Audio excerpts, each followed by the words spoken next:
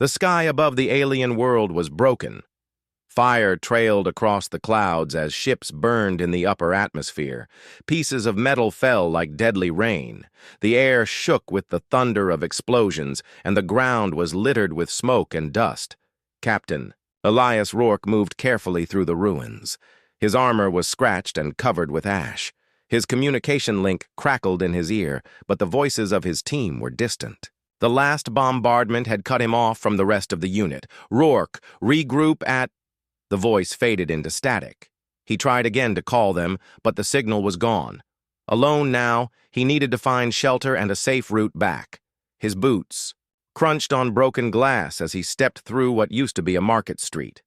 The buildings on both sides were torn open, as if a giant hand had ripped them apart. Then he heard it. It was not the sound of battle. It was not the roar of engines or the crack of rifles. It was softer, almost lost in the chaos. A cry. Elias stopped. His instincts told him to ignore it. The battlefield was no place for wandering off. But the sound came again, high and trembling, and it was close. He moved slowly toward it, keeping his weapon ready. He passed a collapsed wall, and that was when he saw her. She was small, too small to be here. Her skin was pale lavender, almost silver in the dim light, and her large eyes shone like liquid metal. Her hair, fine and soft, was tangled with dust and ash. She crouched behind a cracked piece of wall, clutching something in her tiny hands. A pendant, shaped like a teardrop, its surface cracked. For a moment, the two simply stared at each other. Elias could tell she was afraid. Her thin shoulders shook. Her lips moved, but the words were not in any human language. He took one step closer, lowering his weapon. "It's all right," he said softly, though he knew she wouldn't understand. The words. She flinched, pressing her back against the wall. Then the sound of boots echoed through the street. Elias glanced over his shoulder. The enemy was coming. He could see shadows moving through the smoke. Tall figures in black armor, sweeping the area. They were searching for survivors. Elias looked back at the girl. She had no weapon, no armor, nothing but the broken pendant in her hands. If he left her here, she would be found in seconds. He could turn away, follow orders, and maybe get back to his unit. That was the safe choice, but his legs didn't move. A memory rose in his mind of another war years ago, when he had seen children caught between armies. He had done nothing then. That had haunted him ever since. Not this time. He took off his helmet so she could see his face.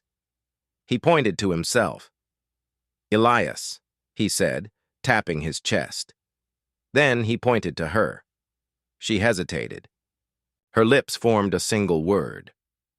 "Sorry." Elias gave a small nod. "Sorry. Okay."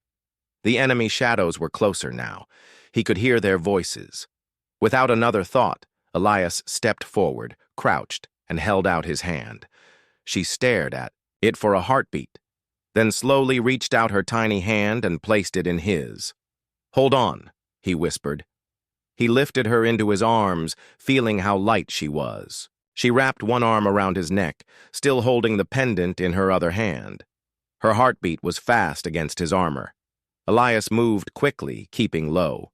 He used the smoke from burning wreckage to hide their movement, weaving between fallen beams and rubble. Every step was careful. The sound of enemy boots was still behind them. They reached the edge of the street, only to find the way blocked by the wreck of a transport vehicle. Elias scanned the area. The only open route was across a wide section of ground with no cover. A sniper's dream. He looked at Sari. She was watching him, trusting him. He dug into his pack, pulling out a smoke grenade. "All right," he muttered. He pulled the pin, tossed it into the open space, and a thick white cloud began to spread. "Hold tight." He ran. The smoke covered most of their movement, but sharp sounds cracked through the air. Enemy shots. Metal chipped off the wall beside them. Elias ducked low, his boots slipping on broken stone. They were almost across when a deafening roar filled the air. Elias turned in time to see a blast of bright energy tear through a building to his left. The shockwave hit like a hammer, throwing him and Sari off their feet. He twisted in midair, holding her close to shield her from the impact. They hit the ground hard, sliding across debris. The world was noise and dust. When the dust cleared, Elias realized they had fallen through a hole in the street. They were in some kind of underground passage, dark and damp, the ceiling trembling with distant explosions. Sari clung to him, coughing softly. Elias checked her quickly. No wounds, just shaken. He took a breath. The enemy above would be sweeping the area. This hole might have saved them for now, but he had no idea where it led. In the dim light, Sari looked up at him and pointed deeper into the tunnel. Her pendant glimmered faintly in the dark. Elias tightened his grip on his weapon, nodded once, and began to move. Somewhere above, the battle raged on. But down here, in the silence between heartbeats, one human soldier had made a choice, and nothing would be the same after it. The tunnel smelled of dust and damp stone. The air was heavy, almost still, except for the faint tremors from the battle above. Elias moved slowly, one hand on his weapon, the other holding Sari close against his side. Her small arms clung to him, her face pressed into his armor. Every few steps he glanced back. No movement, no sound from behind. That was good. But he knew the enemy would keep searching. If they found the hole in the street, they might follow. The passage stretched forward, twisting and branching. Faded symbols marked the walls. Circles, lines, and strange curved shapes. Elias couldn't read them, but they felt old. Very old. Sari tapped his arm and pointed to one of the symbols. She spoke a few words in her language, soft and careful, as if teaching him. He repeated the sounds, clumsy but trying. Her lips curved into the smallest smile before she looked away again. He noticed she kept glancing down the tunnel toward the east. Her hand would rise, pointing in that direction as if she knew something he didn't. East? Elias said, tilting his head. Something there? She nodded, but her expression was hard to read. They walked for several minutes before. The tunnel floor sloped downward. The air grew colder. Water dripped from cracks in the ceiling, echoing softly. Elias kept his steps quiet, listening for anything unusual. Then, far ahead, a faint blue light glimmered. They approached carefully. The light came from a large crack in the tunnel wall. Through it, Elias could see the street above, or what was left of it. Rubble piled high, enemy soldiers moving like shadows in the smoke. He froze, pulling back into the dark. The girl's breath quickened. She gripped his sleeve and whispered something urgent. He didn't understand the words, but the fear in her voice was clear. Elias studied the crack again. The enemy soldiers were searching the area methodically. They had scanning devices, long rods with glowing tips that swept over the ground. If they used those near the hole where Elias had fallen, they might trace his movement into the tunnels. That meant they had to keep moving. Fast. The tunnel eventually led to a large open chamber. Broken machinery lay scattered across the floor, covered in dust and moss-like growth. Faded murals on the walls showed humans and Sari's kind standing together, both smiling. One mural showed them building something massive, perhaps the very city above. Elias stopped to look. So, we were friends once. Sari followed his gaze. She reached up to touch the painted figure of a young alien child. Her fingers lingered on the image, then tightened around her pendant. He was starting to understand. This war wasn't the first contact between their people. There was history here, a history buried under centuries of silence. The moment broke when a metallic hum echoed through the chamber. Elias spun around, scanning the shadows. From one of the side tunnels, a small flying drone drifted into view. Its lens glowed red, scanning the room. "Stay here," Elias whispered, setting Sari gently behind a chunk of broken stone. The drone swept its beam across the chamber. Elias crouched low, moving along the shadows, his boots silent on the dusty floor. When the drone turned toward Sari's hiding place, he fired a short burst. Sparks flew, and the machine fell with a sharp crack, its light fading. The noise, however, was loud enough to travel. Sari's eyes went wide. She pointed past him into the darkness at the far end of the chamber. Elias followed her gaze. Two glowing points of light hung in the shadows. They were not the sharp red of the drone. These were softer, golden. But they were moving. The sound came next. Heavy, steady footsteps, the slow grind of metal on stone. Elias raised his weapon, stepping in front of Sari. From the shadows emerged a towering figure. It was shaped like a person, but its body was built from dark, ancient metal. Its eyes glowed with the same golden light, and every step made the ground tremble slightly. Moss and rust clung to its joints, but it still moved with surprising grace. The machine stopped a few meters away. It tilted its head, studying them. Then, in a voice like distant thunder, it spoke a single word in Sari's language. Sari's head lifted. She took a step forward, holding up her pendant. The machine's eyes brightened. It knelt down, lowering its head toward her. Elias kept his weapon up but didn't fire. Something in the way it moved told him it wasn't here to kill. At least not yet. Sari spoke softly, showing the pendant. The machine extended one large metal hand, palm open. She placed the pendant in it. The machine scanned it with a beam of light, then handed it back to her. Its golden eyes turned to Elias. A low hum filled the chamber. Then a voice, deep, mechanical, and halting, spoke in broken human language. Human protector? Elias hesitated, then nodded once. Yes. Protector. The machine's head inclined slightly. Then it pointed down one of the tunnels and spoke a word Elias didn't understand. Sari translated with a gesture. East again. The machine was showing them the way, but before they could move, a rumble shook the chamber. Dust fell from the ceiling. The sound of boots echoed from the tunnel behind them. Enemy voices. Close.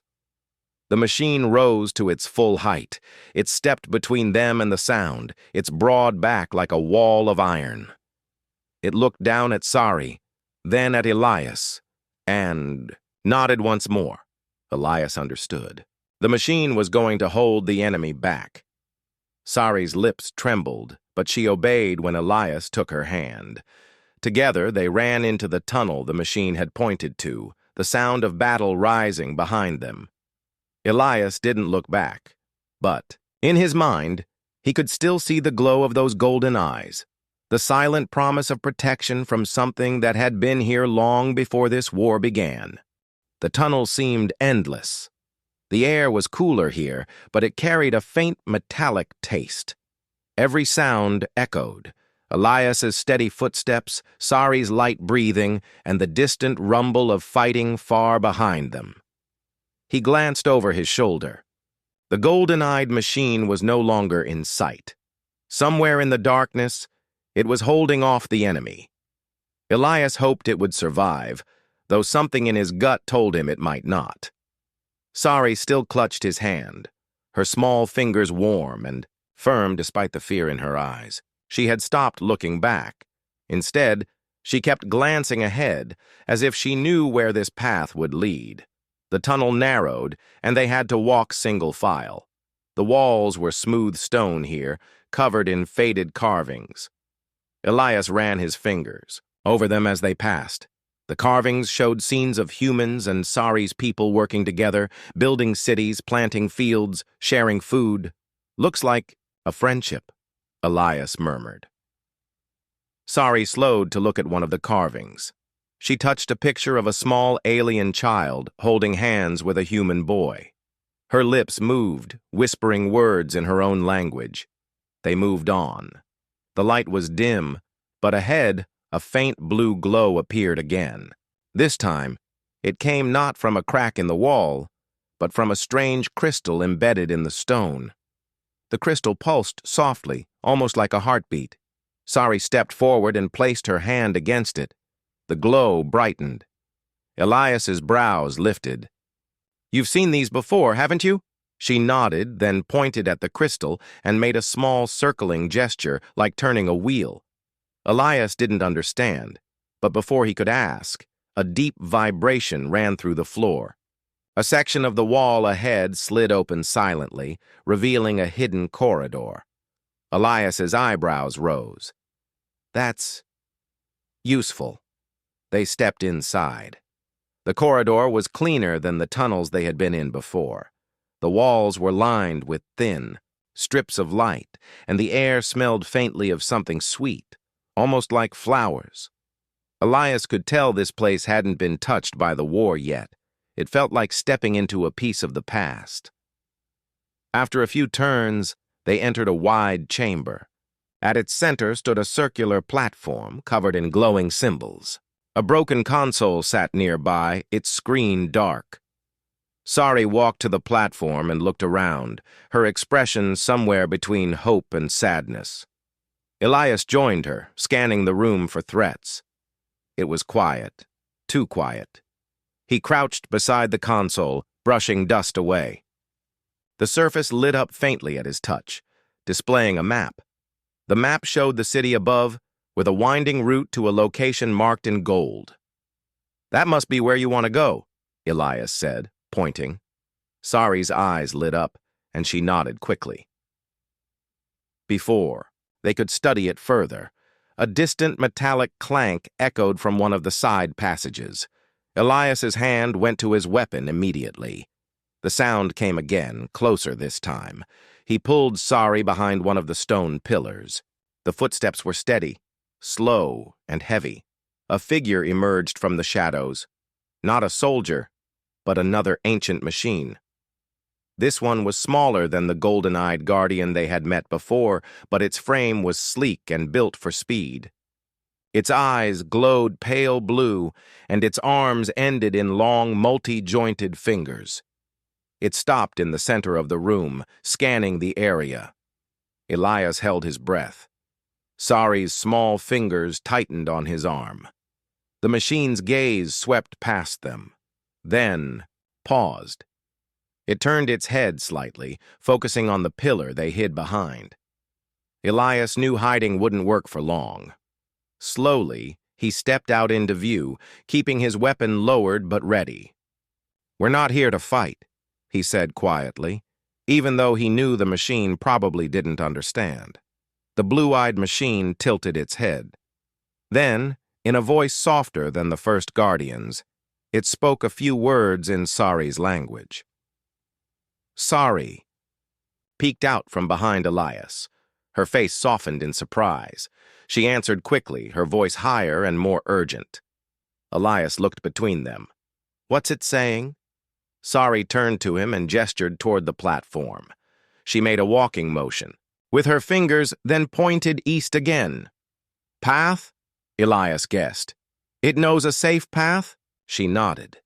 The machine moved to the console, its long fingers tapping symbols in a rapid sequence. The map shifted, showing not just the route but a series of warning marks where enemy patrols were stationed. Elias studied it carefully, committing the safer route to memory. Just as they were preparing to leave, the machine's head lifted sharply. Its eyes brightened. From the far tunnel, the sound of boots and clattering armor filled the air. The enemy had found the hidden entrance. The machine stepped forward, placing itself between them and the noise. Like the first Guardian, it seemed ready to protect. Elias crouched to meet Sari's eyes. "We have to move. Now." She didn't argue. They slipped through a narrow side passage the machine had indicated earlier. As they moved, Elias heard the sound of metal striking metal behind them, the machine engaging the enemy. The side passage curved downward and then opened into a smaller tunnel lined with crystals that glowed softly. The light reflected in Sari's eyes, making them shine like polished silver. They walked quickly, the echoes of battle fading behind them. The tunnel sloped upward again, and a faint breeze brushed against Elias's face. That meant they were getting closer to the surface. After several minutes, they reached a rusted metal door. Sari pressed her pendant against a small panel beside it. The door opened with a slow hiss, revealing daylight, pale and filtered through thick smoke. Elias stepped out first, scanning the area. They were in the ruins of what looked like an old courtyard, overgrown with alien plants. The air was cooler here, but in the distance he could hear the sounds of heavy weapons. Sari stepped up beside him, looking east once more. That direction now seemed even more important. Elias took a breath, tightened the strap on his pack, and nodded. "All right, Sari. East it is." They moved together into the ruins, unaware of the dangers waiting ahead, or the fact that someone somewhere was already tracking them. The courtyard was quiet, but not safe. Elias could feel it in the air, that stillness before danger. The alien plants swayed slightly, though there was no wind. Their long, thin leaves made a faint whispering sound, like someone breathing, just out of sight. Sari stayed close to him, her small hand gripping the edge of his armor. She kept looking toward the east, guiding him through the ruins. They passed the broken frame of an old gate. Beyond it, a narrow path wound between fallen walls. Every so often, Elias stopped to scan the area with his visor. The battlefield was close, too close. He could hear the distant crack of rifles, the deep thud of artillery shells. Then came the sound he dreaded, the faint hum of a drone. "Stay low," he whispered. They ducked behind a collapsed section of wall as the drone floated into view above the path. It was sleeker than the one in the tunnels, with a sharper scanning beam. Elias waited until it passed, then moved quickly in the opposite direction, keeping under cover. Sari pointed to a hidden gap between two walls. They slipped through it and found themselves in a shadowed courtyard filled with strange stone pillars. Each pillar was carved with the same symbols they had seen underground. Elias moved between them carefully. The pillars seemed ancient, untouched by the war raging above. But in the center of the courtyard stood something that was not stone at all. It was another machine. Massive, taller than two men, its frame shaped like a warrior from the old murals. Its armor was dented and weathered, but its presence was overwhelming. The golden eyes of the first guardian had been warm. These eyes were deep green, glowing faintly. Watching them with patience, Sari froze, staring up at it. Then she stepped forward slowly, holding out her pendant. Elias moved with her, ready for trouble. "Easy," he murmured. The machine lowered, its head scanning the pendant. Its voice, when it spoke, was deep but calmer than the first guardian's. "Child, return," it said in broken human language. Elias blinked. "You speak my language?" The machine tilted its head, as if considering. "Old words. Enough." Sari spoke in her own tongue, her voice quick and full of emotion. Elias didn't understand the details, but the way she gestured toward him made it clear she was explaining who he was and what he had done for her. The guardian studied Elias for a long moment. Then, without warning, it turned and began walking toward a section of the wall. "Follow," it said. They obeyed. The guardian stopped before a carved panel, its large metal hand pressed against the surface, and with a low rumble, the stone slid aside, revealing a narrow stairway spiraling downward. Elias glanced at Sari.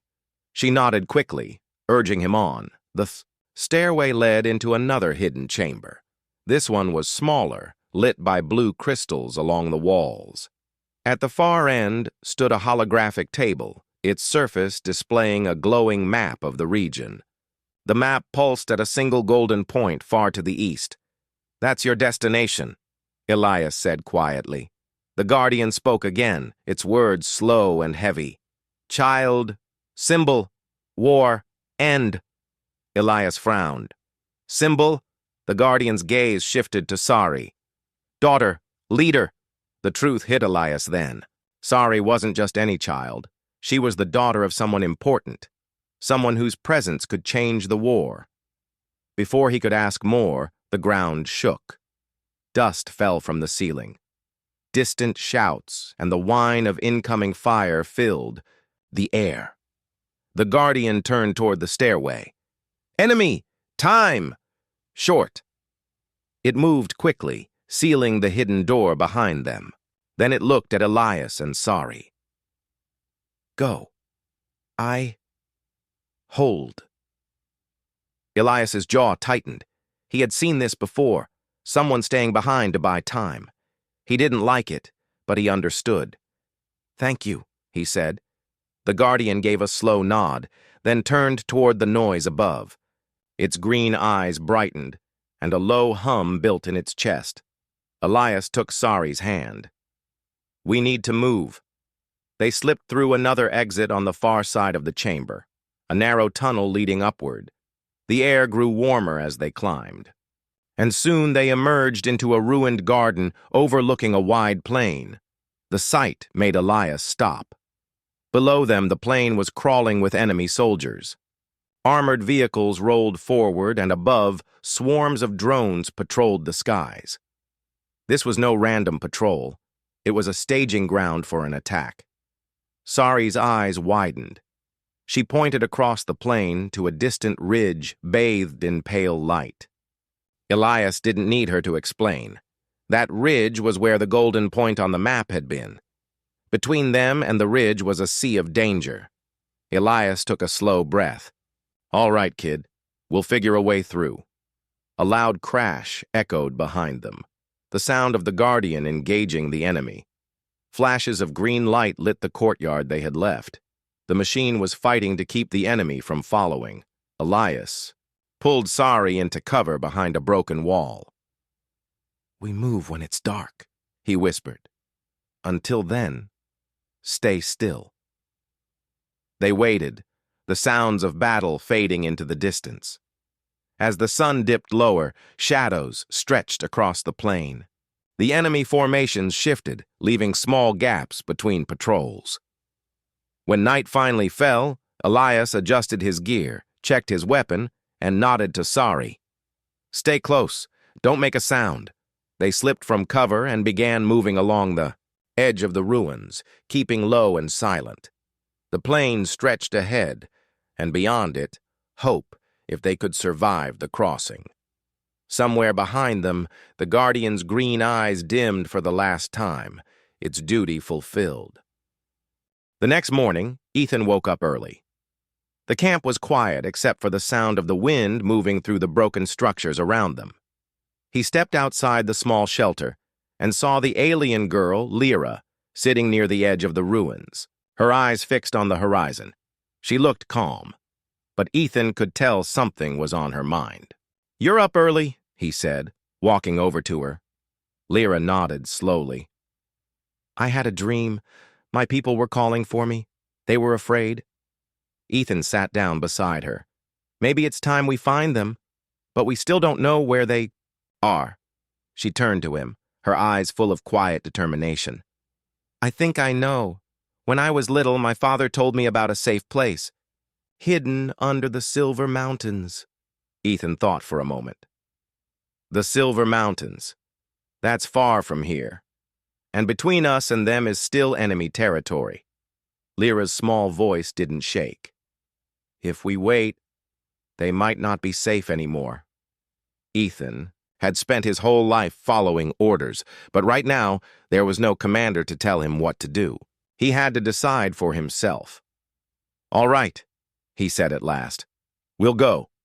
They packed what little food and water they had. Ethan found a working compass in an abandoned supply box.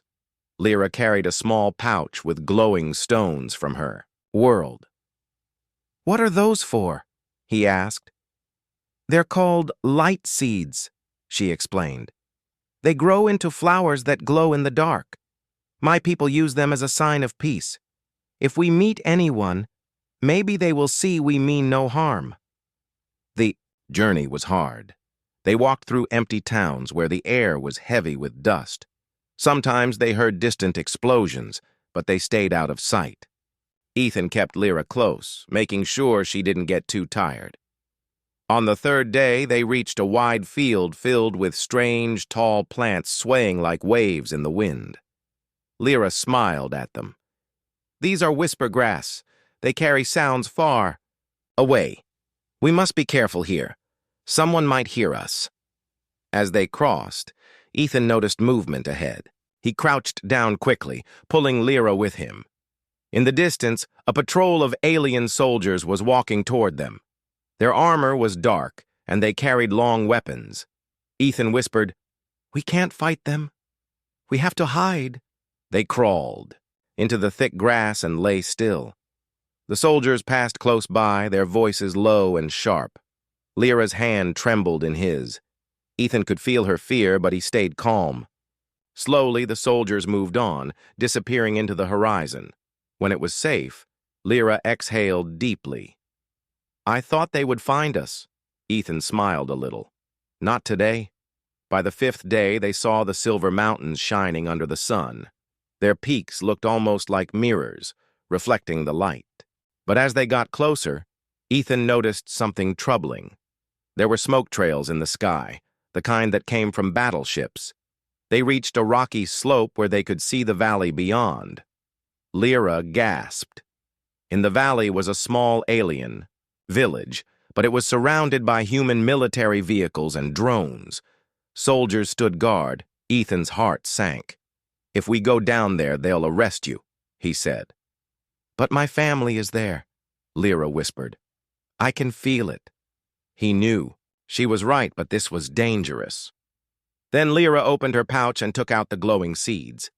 "If we give these to your soldiers, maybe they will understand we're not enemies." Ethan hesitated. The war had taught him that people were quick to shoot before asking questions.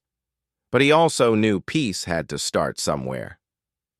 "All right," he said. "We'll try." They waited until night. The moonlight lit the valley just enough for them to see. Ethan held a small branch with the glowing seeds tied to it, like a flag. He stepped into the open, his hands raised. Lyra walked beside him, her head held high. From the camp, a human soldier shouted, "Stop! Identify yourself!"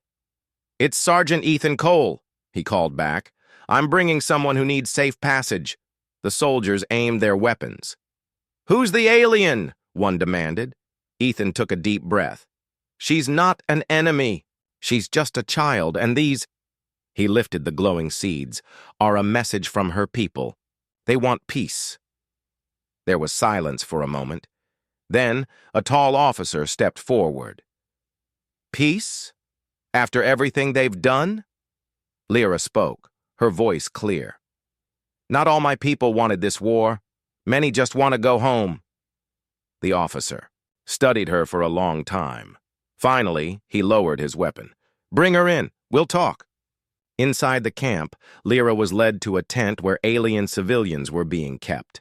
The moment she stepped inside, a woman gasped and ran to her. Lyra dropped her pouch and hugged her tightly. It was her mother. Ethan stood at the entrance, watching. He had seen many reunions in his life, but this one was different. For the first time in months, he felt hope. Later that night, the officer approached him. "You've done something strange, Sergeant. You might have just started a conversation that could end this war." Ethan looked toward Lyra and her family, then back at the officer. "Sometimes, risking your life for one small person changes more than saving an army." That night, the camp was quiet. The glowing seeds from Lyra's pouch were planted near the tents. They shone softly in the dark, their light a promise of something better. And for the first time in a long time, Ethan believed peace might be possible. The morning sun rose slowly over the camp. Its light touched the glowing seeds planted the night before. Their soft blue glow faded with daylight. But the hope they carried was stronger than ever. Captain Elias Rourke stood beside the tent where Sari was sleeping. Her face looked peaceful now, but the memory of the battlefield still weighed on him. He remembered the moment he found her, alone, scared, and trapped in the middle of a war no child should ever see. Suddenly, the tent flap moved. Sari opened her eyes and smiled weakly at Elias. "Thank you," she whispered in her soft voice. Elias knelt beside her. "You don't have to thank me. I just did what was right." Her eyes shone with a strange light. "My father, the chieftain, he wants to meet you." Elias felt a mix of surprise and curiosity. "Your father? The leader of your people?" Sari nodded. "He has been waiting for me, and for this chance to end the war." Later that day, Elias was escorted through the camp.